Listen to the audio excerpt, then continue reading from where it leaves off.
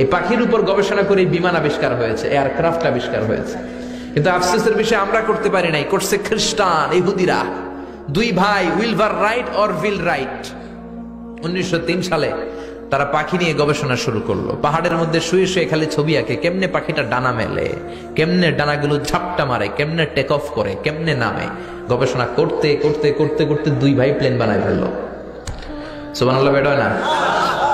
তবে এখনকার মতো এত অত্যাধুনিক প্লেন না, ছোট্টখাট্ট প্লেন, কিছুক্ষণ উড়ে আবার ধপাস করে পড়ে। বানাতে বানাতে তারা পৃথিবীর প্রথম প্যাসেঞ্জার প্লেন বানালো। ফ্রান্সের এক শহর থেকে আরেক শহরের নিরাপদে পৃথিবীর প্রথম যাত্রীবাহী বিমান ওঠানামা করলো। এই তো মানুষের স্বপ্ন পূরণ হয়ে গেল। আগে আমরা শুধু পাখির দিকে তাকায় হায় হায় করতাম, পাখি উড়ে, আমরা উঠতে পারি না।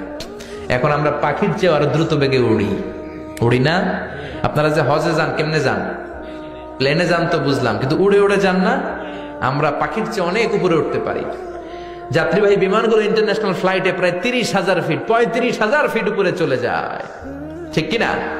এই পাখি নিয়ে গবেষণা করে তারা বিমান বানিয়ে ফেললো। এখন মানুষ রকেট দিয়ে মহাশূন্যে চলে যায়, চাঁদে চলে যায়, মঙ্গল গ্রহে চলে যায়, ঠিক কিনা?